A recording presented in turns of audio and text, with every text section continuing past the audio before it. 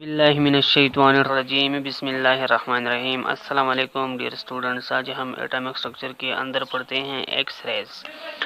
तो x raise क्या होते हैं? एक्चुअली एक्स रेज हमारे पास इनविजिबल इलेक्ट्रोमैग्नेटिक रेडिएशंस होते हैं जिनकी एनर्जी बहुत ज़्यादा होती है, हाईली एनर्जेटिक होते हैं, हाई फ्रिक्वेंसी वाले होते हैं, लेकिन जिनकी वेवलेंथ शॉर्टर वेवलेंथ वाले होते हैं।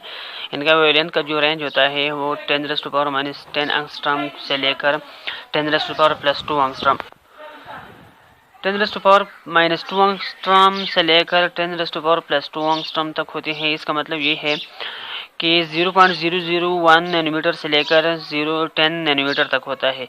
अभी अगर हम इसको कन्वर्जन कर दें तो देखिए इधर ये 10⁻2 एंगस्ट्रॉम का मतलब होता है 10⁻2 मल्टीप्लाइड बाई 10⁻10 मीटर।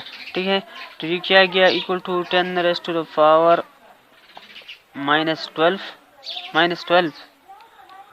मीटर आ गया।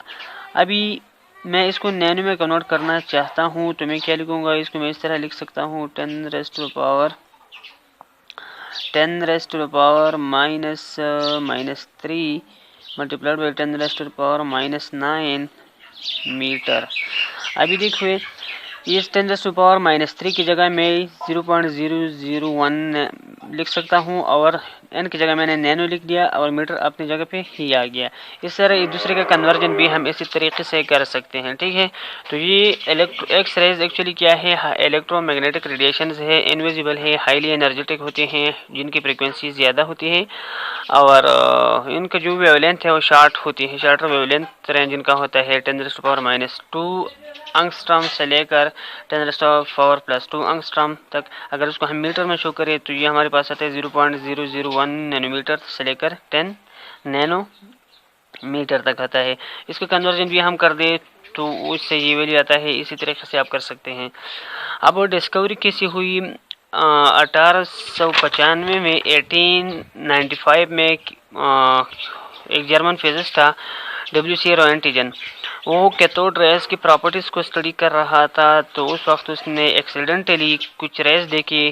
ठीक है ना, उसका इरादा नहीं था कि भाई मैं डिस्कवर कर लूँगा, लेकिन एक्सीडेंटली ऐसा ही हो गया कि कुछ रेज उसने देखी, तो इस वजह से उसने उनको नाम दिए एक्स रेज।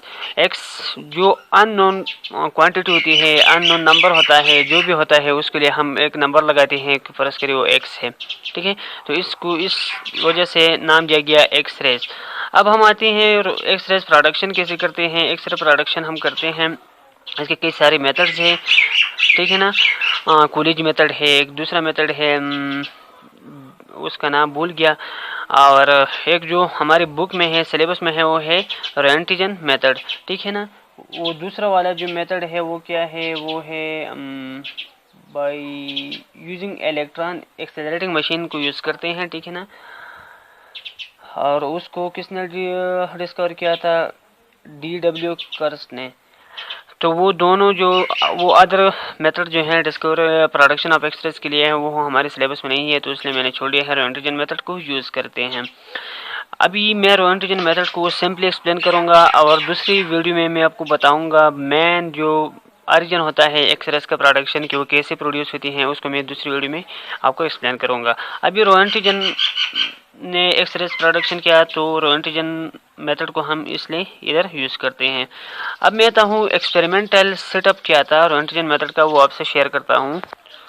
अच्छा, रोएंटिजन ने क्या किया? उसने एक special type of discharge tube का इस्तेमाल किया और प्रेशर को बहुत ज़्यादा कम कर दिया, 0.001 mmHg, और इलेक्ट्रोड्स की भी जो वोल्टेज की सप्लाई हुई वो 30,000 वोल्ट से लेकर 50,000 वोल्ट तक था। ठीक है ना, अब इसका प्रोसीजर क्या है? इसका प्रोसीजर ये है कि कैसे प्रोड्यूस हुई। जब ये प्रेशर बहुत ज़्यादा लो था तो जो अंदर मॉलिक्यूल थे, एयर के मॉलिक्यूल थे डिस्चार्ज ट्यूब में, वो आयनाइज हो गए। किस वजह से? डिस्चार्ज ट्यूब के अंदर जो इलेक्ट्रिक फील्ड थी उसकी वजह से कुछ मॉलिक्यूल का आयनाइजेशन हो गया। अभी जो पॉजिटिव आयन्स थे वो हैवी होते हैं और वो किधर गए? पॉजिटिव आयन किधर जाते हैं? कैथोड की तरफ जाते हैं। ठीक है ना, और फिर क्या होता है? उनका कोलिजन होता है उधर किसके साथ? कैथोड के साथ। जब कैथोड के साथ वो कोलिजन करते हैं तो कैथोड के सरफेस से इलेक्ट्रॉन को एमिट करते हैं। जो इलेक्ट्रॉन का उधर से इलेक्ट्रॉन निकल जाते हैं। जब इलेक्ट्रॉन निकल जाते हैं कैथोड से तो ये इलेक्ट्रॉन फिर एनोड की तरफ अट्रैक्ट हो किए जाते हैं। अभी ये जब इलेक्ट्रॉन एनोड की तरफ अट्रैक्टेड हो जाते हैं तो क्या होता है, वो एनोड के सरफेस को हिट करते हैं। जब एनोड के सरफेस को हिट करते हैं तो उसके पास क्या थी, उधर उसको एक्सेलरेशन दिया गया था, एक्सेलरेटेड थे वो, किस वजह से बाहर से उसको जो पोटेंशियल डिफरेंस प्रोवाइड था उन उन उन वजूहत की बिना पर इलेक्ट्रॉन जो थी वो एक्सेलरेटेड थे, उसके पास हाई मोमेंटम था, उसके पास वेलोसिटी थी, ठीक है ना, ग्रेटर मोमेंटम था उसके पास। तो momentum physical to m v, mass तो इलेक्ट्रॉन का होता ही है लेकिन वेलोसिटी भी थी तो ग्रेटर मोमेंटम था, और उन्होंने एक्सेलरेशन को गेन किया था किस वजह से, हाई पोटेंशियल डिफरेंस की सप्लाई की वजह से, ठीक है। तो उस वजह से जब वो उसको हिट करते हैं तो this cause the emission of x rays from the anode surface.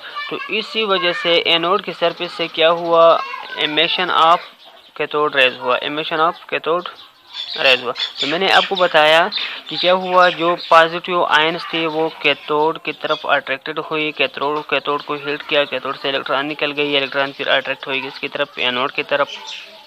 उस इलेक्ट्रॉन के पास हाई वेलोसिटी थी, एक्सेलरेटेड मोशन थी, किस वजह से, बाहर से जो हमने पोटेंशियल डिफरेंस सप्लाई की थी उस वजह से। तो जब ये हाईली एक्सेलरेटेड इलेक्ट्रॉन एनोड के सरफेस पर हिट करते तो क्या होता था, emission of x rays anode के सरफेस से होता है, ठीक है। अब मैं आता हूँ reason of using concave cathode. इधर उसने क्या किया, जो special type of discharge tube था उसमें उसने कौन सा कैथोड यूज़ किया था, कनकेव था। देखिए ये कैथोड आपको नज़र आता है, ये हमारे पास वो डिस्चार्ज ट्यूब एक्सपेरिमेंटल सेटअप है, ठीक है। ये कैथोड है और ये एनोड है। तो कैथोड को कनकेव बनाया, क्या बनाया, कनकेव बनाया, क्योंकि ये जो कनकेव होता है तो इधर से जो इलेक्ट्रॉन निकलते हैं वो इस पर फोकस करते हैं, एनोड के स्मॉल सरफेस पर क्या करते हैं, फोकस करते हैं। इधर से जो इलेक्ट्रॉन होते हैं वो जब निकल जाते हैं तो भी फोकस करते हैं एनोड के स्मॉल रीजन के ऊपर, ठीक है।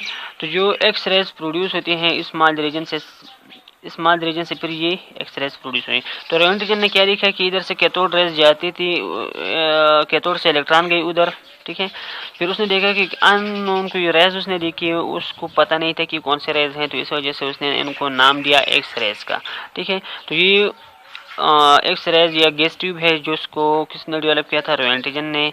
और ये थी आज की मेरी वीडियो एक्स रेज के बारे में। थैंक यू वेरी मच, अल्लाह हाफिज़। और एक बात मैं आपको बताना चाहता हूँ, एक छोटी सी रिक्वेस्ट करता हूँ कि प्लीज़ मेरे चैनल को लाइक करें, मेरे वीडियोस को लाइक और सब्सक्राइब ज़रूर करें। थैंक यू वेरी मच, अल्लाह हाफिज़।